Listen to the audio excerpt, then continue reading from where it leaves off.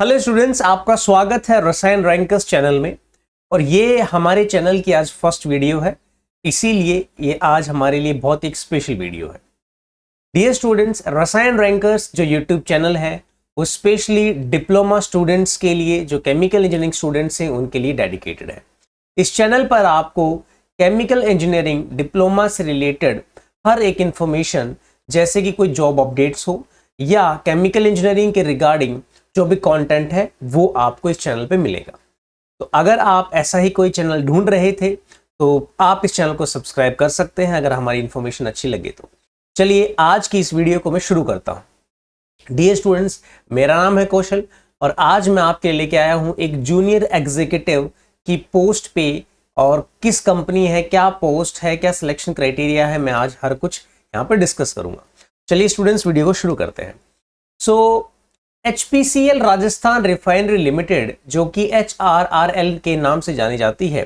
So my dear students, ये जो HRRL है ये हमारी एक जॉइंट वेंचर है HPCL का, जिसका 74% स्टेक है, और गवर्नमेंट ऑफ राजस्थान जिसका 26% ऑफ स्टेक है।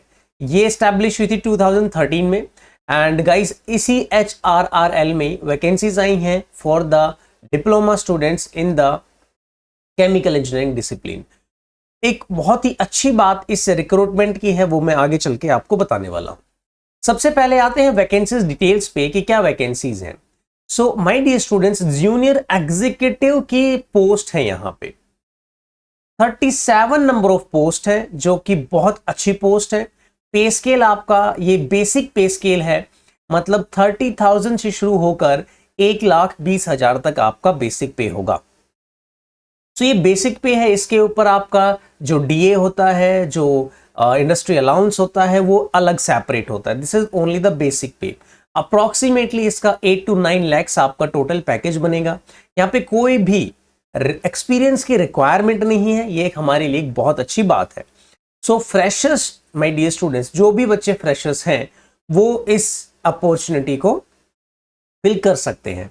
अगर मैं बात करूं मैक्सिमम एज की तो 25 ईयर्स यहाँ पे मैक्सिमम एज दी गई है। तो यहाँ पे एक बहुत अच्छी बात जो है वो क्या है, माय डियर स्टूडेंट्स, ये डायरेक्ट रिक्रूटमेंट है आपकी एग्जीक्यूटिव में, मतलब आप E0 स्केल पर जाएंगे। PSUs में नॉन एग्जीक्यूटिव और एग्जीक्यूटिव दो क्लास होते हैं, वर्कर क्लास और आपका ऑफिसर्स क्लास।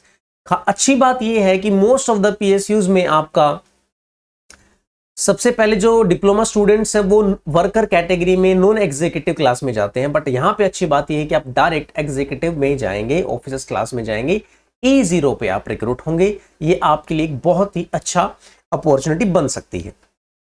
अगर मैं इंपॉर्टेंट डेट्स की बात करूं तो यहाँ पे आपका 14 मई को आपके फॉर्म शुरू होंगे और 3 जून आपकी लास्ट डेट रहेगी, रात को 11:45, राइट। जो भी आपकी एज है, जो भी एक्सपीरियंस, जो भी रिक्वायरमेंट है, वो आपको इस डेट के लिए मानी जाएंगी। माय डियर स्टूडेंट्स, अब बहुत ही एक इंपॉर्टेंट बात आती है कि इसमें कौन कौन स्टूडेंट्स अप्लाई कर सकते हैं। बहुत सारे स्टूडेंट्स की एक स्पेसिफिक केमिकल इंजीनियरिंग में डिग्री ना होकर एक स्पेसिफिक अलाइड डिसिप्लिन में डिग्री होती है। देखते हैं अब क्या है। माय डियर स्टूडेंट, 3 इयर्स आपका फुल टाइम डिप्लोमा चाहिए केमिकल इंजीनियरिंग में, पेट्रोकेमिकल या फिर केमिकल इंजीनियर फर्टिलाइजर, ये plastic and polymer, sugar technology, refinery, petrochemical, oil technology, polymer technology. So इतने सारे डिसिप्लिन दिए गए हैं। अगर आप इनमें से कोई भी डिसिप्लिन में आपने अगर अपना डिप्लोमा किया है तो आप डेफिनेटली इसको अप्लाई कर सकते हैं।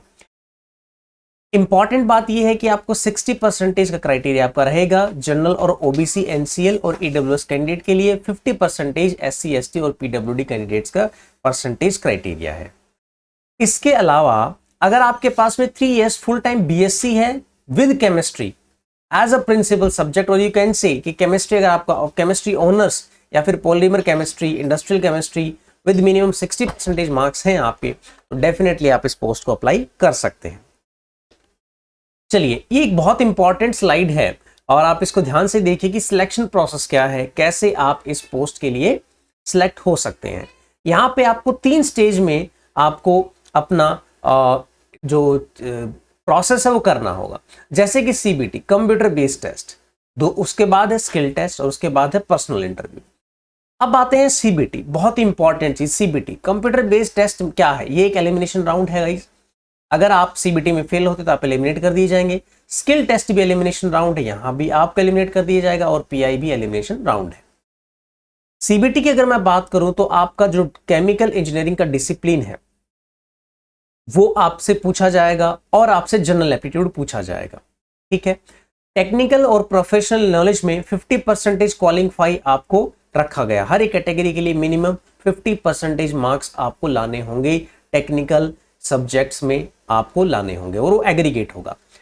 ओवरऑल क्वालिफाइंग की अगर मैं बात करूं तो सीबीटी में आपका जनरल एप्टीट्यूड और टेक्निकल पूछा जाएगा। टेक्निकल जो भी आपने डिप्लोमा के दौरान केमिकल इंजीनियरिंग में पढ़ा है, ठीक है।